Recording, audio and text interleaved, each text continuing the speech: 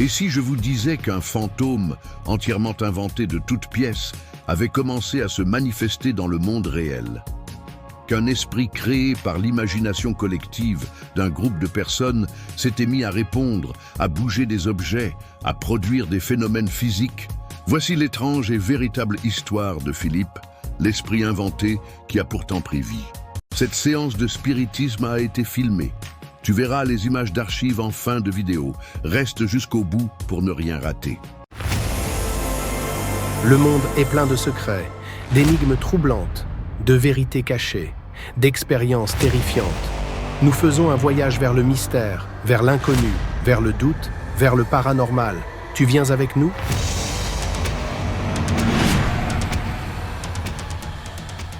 L'histoire commence avec un groupe de passionnés de paranormal, le Toronto Society for Psychical Research. Ce groupe est composé de scientifiques, psychologues, mais aussi de simples amateurs de spiritisme. Leur objectif est clair.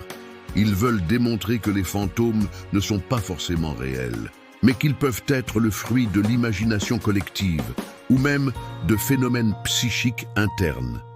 Sous la direction du docteur Owen, ils conçoivent une expérience audacieuse. Ils vont créer un esprit à partir de rien. Ils imaginent alors un personnage fictif, Philip Aylesford, un noble anglais du XVIIe siècle. Ils lui écrivent une biographie très détaillée. Selon leur histoire, Philippe est un aristocrate, vivant dans une grande demeure, marié à une femme froide et cruelle. Il tombe amoureux d'une belle gitane nommée Margot, qu'il cache dans les souterrains de son château. Lorsque sa femme découvre la vérité, elle fait accuser Margot de sorcellerie. Elle est brûlée vive, et Philippe, rongé par la culpabilité, finit par se suicider. Bien sûr, tout est inventé. Il n'existe aucune trace de Philip Aylesford dans l'histoire. C'est un pur produit de l'imagination du groupe. Le groupe commence alors une série de séances de spiritisme. Mais contrairement aux méthodes traditionnelles, ils ne font pas appel à un médium. Ils se rassemblent autour d'une table, dans une ambiance tamisée, avec des bougies, et tentent de se concentrer mentalement sur Philippe. Ils visualisent son visage, imaginent sa voix, répètent son histoire, et tentent de créer une connexion psychique avec lui. Pendant plusieurs semaines, rien ne se passe. Silence. Aucune réponse. Jusqu'à ce qu'un soir, des coups soient entendus sur la table. Un coup pour oui, deux coups pour non.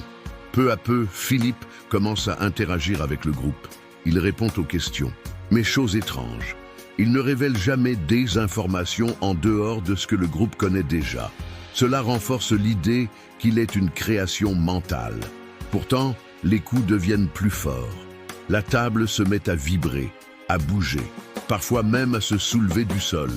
Des objets légers sont projetés, des courants d'air froid traversent la pièce. Le groupe commence à se demander, avons-nous vraiment créé une conscience? Ou quelque chose d'autre est-il en train de répondre? Les phénomènes deviennent de plus en plus impressionnants. Certaines séances sont filmées, on y voit la table bouger violemment, les membres du groupe parfois choqués, parfois amusés. Ils affirment qu'aucun trucage n'est présent. Le plus troublant, est que Philippe semble réagir à l'émotion du groupe. Plus l'ambiance est intense, plus les manifestations sont fortes. Il semble se nourrir de l'énergie collective. Pour les chercheurs, l'expérience est une réussite. Il démontre qu'un groupe humain peut, par la concentration mentale et l'intention collective, provoquer des phénomènes paranormaux. Mais alors, Philippe était-il le produit de leur inconscient collectif ou une entité opportuniste qui a pris l'identité de cette création pour se manifester? Le mystère reste entier. Après Philippe, d'autres expériences similaires ont été menées. Lilith, Sébastien, toujours avec le même modèle, créer un esprit de toutes pièces et tenter de le matérialiser. Certains parlent d'égrégore, une entité créée par l'énergie psychique d'un groupe. D'autres y voient de la preuve que nos esprits sont bien plus puissants qu'on ne le croit. Philippe était-il réel? Non. Mais ce qu'il a provoqué, lui, était bien réel. Bruit, mouvement, interaction.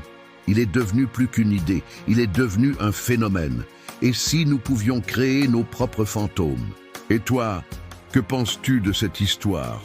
Crois-tu qu'un groupe de personnes puisse créer un esprit? Laisse-moi ton avis en commentaire. Et abonne-toi pour plus d'histoires paranormales. Mais avant de nous quitter, voici les images d'archives de la séance de spiritisme. Et mon point de vue, finalement, c'est que personne n'a rien prouvé avec cette expérience de fantôme imaginaire. Car au fond, qu'est-ce qui prouve que ce n'est pas une réelle entité de l'au-delà qui s'est manifestée? Ces images sont très parlantes, mais prouvent-elles une activité produite par l'humain ou un phénomène paranormal? Ni l'un, ni l'autre, je pense. On dit toujours que les chercheurs en paranormal sont des tricheurs. Mais pourquoi ce scientifique n'aurait pas scénarisé tout cela pour discréditer les phénomènes paranormaux? Des questions resteront, malheureusement, toujours sans réponse. Comme je le dis toujours, une personne qui a été témoin d'un phénomène paranormal emportera sa preuve avec elle, car jamais elle ne saura le prouver. Elle sera traitée de menteuse ou de dérangée psychologiquement. Le paranormal est un monde fascinant et le restera pour toujours, mais sans réponse. Et toi, tu en penses quoi? As-tu déjà vécu des expériences paranormales? Raconte-nous en commentaire si tu oses.